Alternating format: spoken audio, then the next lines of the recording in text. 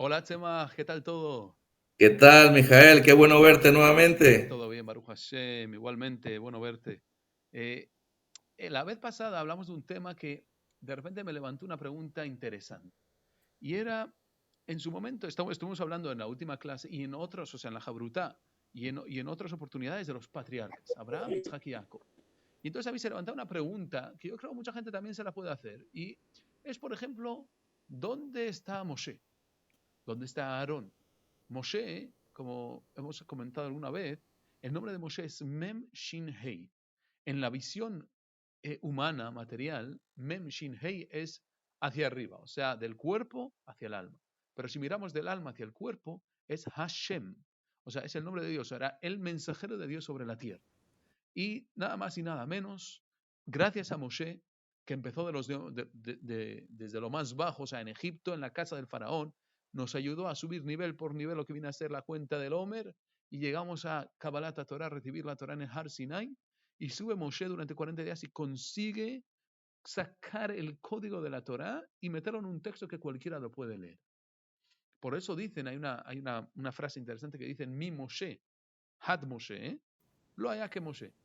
Desde Moisés hasta Moisés, no hubo como Moisés. ¿Qué quiere decir?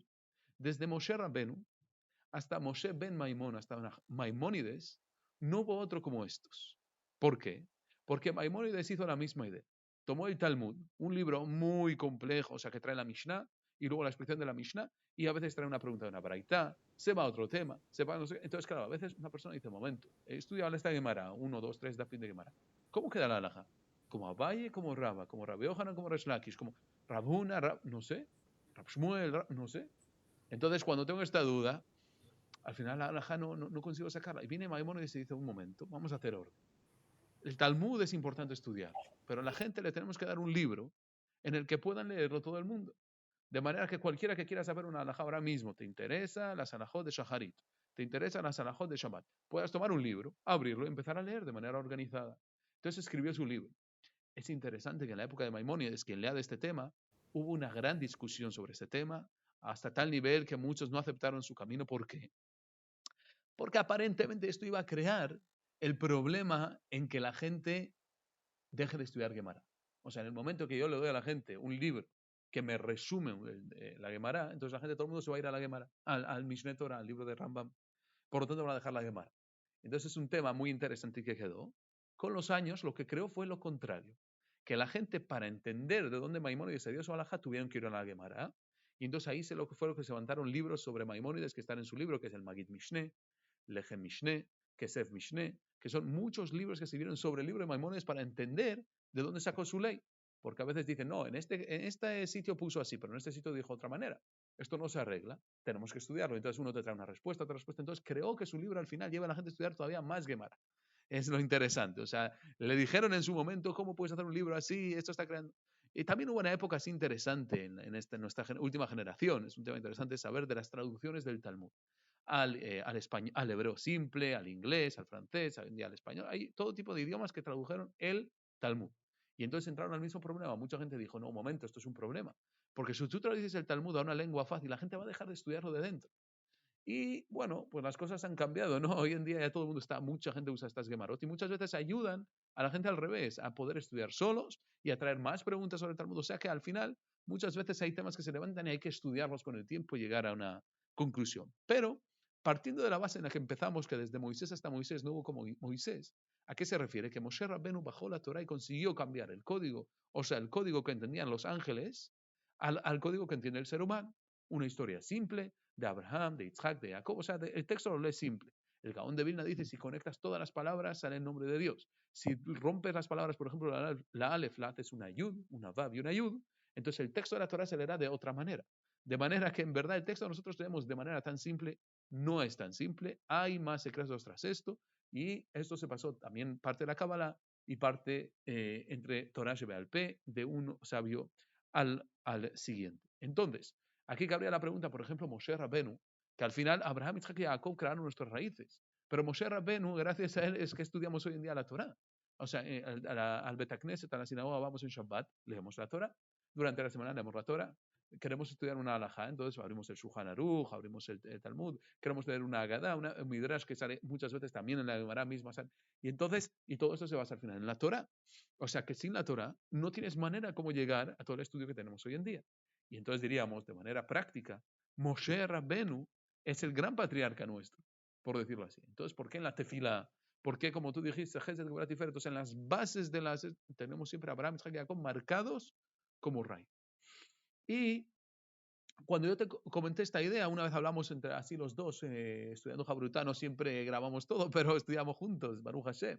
Y me comentaste una idea interesantísima, en que hay maneras de estudio, ya sea en Sefer Yetzirah o en otros sitios, que hay que buscarlos, es un tema de estudio completo. Pero hay una idea que de 3 se reflejan 7. Por ejemplo, en Sukkot, por ejemplo, tenemos 7 uspizim, 7 invitados. Pero de 3 también podrían salir, o sea, hay unas conexiones interesantes entre 3 y 7, de manera que no quiere decir que Moshe Rabbeinu no sea un patriarca, sino que seguro es un patriarca, pero en otro nivel. Y también a Aarón, y también Yosef, y también David, que seguro cada uno de ellos marcó algo muy grande en las generaciones después.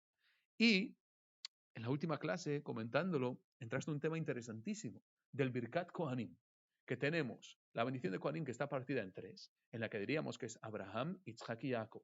Y entonces, viendo el número de letras, salía algo interesante, porque de manera básica y abstracta es verdad, es Abraham, Isaac y Jacob, pero cuando nos metemos más a fondo, hacemos zoom, como quien dice en el texto, y empezamos a verlo, decimos, no, un momento, son 3 palabras, 5 palabras y 7.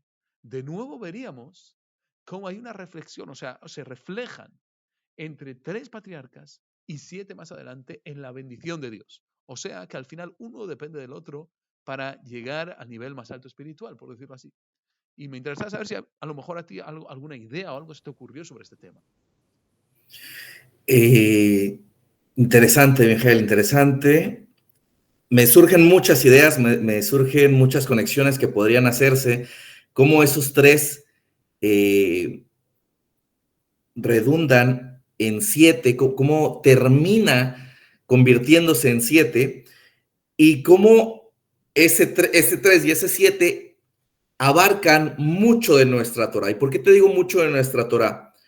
Porque, como bien hablamos en la clase anterior y bien acabas de decir, los 3 patriarcas, Abraham, Isaac y Jacob, representados en la Bairajá de los Kohanim, que empieza con 3 letras y 5 y termina con 7, también tienen englobado en sí mismos, en esta verajá, mucho de nuestro judaísmo. ¿Por qué? Porque esta verajá está compuesta de 60 letras. Claro. Esta verajá está compuesta de 60 letras. O sea, si contásemos cada letra, wow, interesante. Son Todavía 60. más, o sea, profundizar todavía más. Vamos a profundizar un poquito más, porque estas 60 letras representan a la Samej. Samej, su valor gemátrico es 60. Y el 60 está por todos lados en nuestro judaísmo. Precisamente esta semana hablábamos acerca de la anulación que se hace entre 1 y 60. Claro, interesante, claro. En carne y leche o en otros temas que decimos que si se mezcló una gota de leche, por ejemplo, en 60 de carne, una cantidad de 60 veces más, se hace bitul, como que desaparecería dentro de esto. Interesante. Desaparecería. Y también, por ejemplo, el 60 está intrínseco en el 1 en 60 una 60ª parte que representa el Shabbat del Olam Abba. Wow, exactamente, la Gemara lo trae.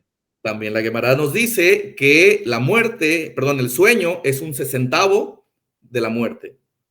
Y lo que hace el cuerpo, o sea, el paso que lleva el cuerpo para ir al baño, o sea, todo lo que tiene que hacer la digestión, es uno de 60 del Ganede. Que una vez uno me dijo, bueno, pues es que ir al baño es Ganede. No, pero no es así. Se refiere que los pasos que hace el cuerpo, cómo saca la proteína, el carbohidrato, lo que necesita el cuerpo, lo que no necesita, cómo lo filtra, el número de filtros que pasa en el cuerpo de manera natural, o sea, como Kadosh Baruj Hu lo creó, es un 60avo del Ganede, efectivamente. O sea, de nuevo encontramos el 60. El 60.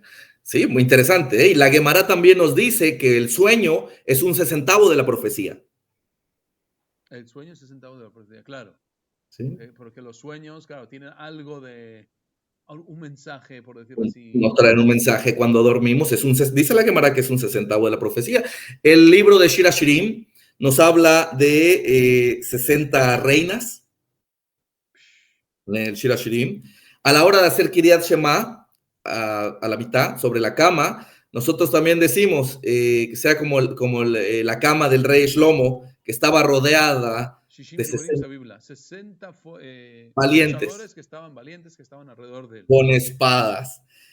Y obviamente el 60 está representado en toda nuestra alegría cuando hay una boda, una hatuná, cuando hay un brit milá. Siempre que el judío baila, lo hace en Igul. Hacemos un círculo y bailamos, todos nos tomamos de la mano y hacemos esa samej. Cuando el judío se casa, introduce en su mano también un 60.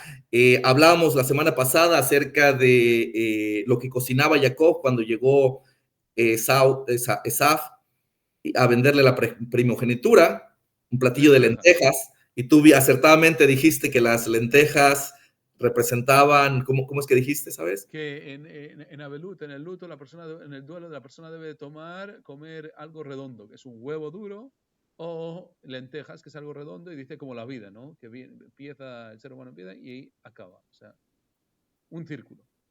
Eso es en Abelut. Abelut, efectivamente. Por eso las lentejas del Midrash, por eso el huevo. Efectivamente, es una costumbre interesante, importante, la gente a veces a lo mejor lo desconoce, que es el poner sal en el huevo. ¿Por qué? Porque el que está en Abelut en duelo toma el huevo sin sal. Entonces, según es conveniente que la persona ponga un poquito de sal en el huevo, esto es a diario, para no meterse en este tema de Abelut, efectivamente. Exacto. Y mira, fíjate que eso me trae a alusión algo que hablaste acerca de los estatutos, lo hablamos creo que en la clase pasada, y de la vaca roja hablaste también. Efectivamente, marcamos la idea, sí. Sabes que en la vaca roja, ahorita que dijiste huevo y abelut, la vaca roja representa en sí dos episodios de la vida en sí mismo. ¿Por qué? Porque en uno lleva ceniza, que es también un ejemplo, una característica del abelut, la ceniza que se colocaba sobre la cabeza, ¿no? Entonces, esa ceniza representa la abelut, pero también la vaca roja lleva en su ritual agua y ceniza, porque el agua tiene que ser de aguas vivas, de aguas que fluyen. Entonces, el agua viva representa la vida, lo que fluye, lo que da vida misma. Es más, sin agua no se puede vivir. Las plantas, los animales, los seres humanos, todo necesita, es la base de la vida. El agua, el cuerpo es 70% agua. Entonces, el agua que representa la vida y la ceniza que representa la muerte se fusionan para hacernos saber que tan importante es uno como el otro. Nos sentamos con ceniza, pero nos levantamos con el agua para saber que la vida sigue después de haberlo. Es tan interesante, por ejemplo, en el mikve para la persona estar pura también necesita esta idea de Maim Haim, agua viva. ¿Por qué? Porque no puede usar agua que ha pasado por grifos y por esto, sino se usa agua de lluvia, o sea, directa del cielo, o un mar, un río, o sea, un sitio que el agua esté viva también, para purificarse. Interesante. ¿Cuántas conexiones no hemos hecho? Hazak Baruch,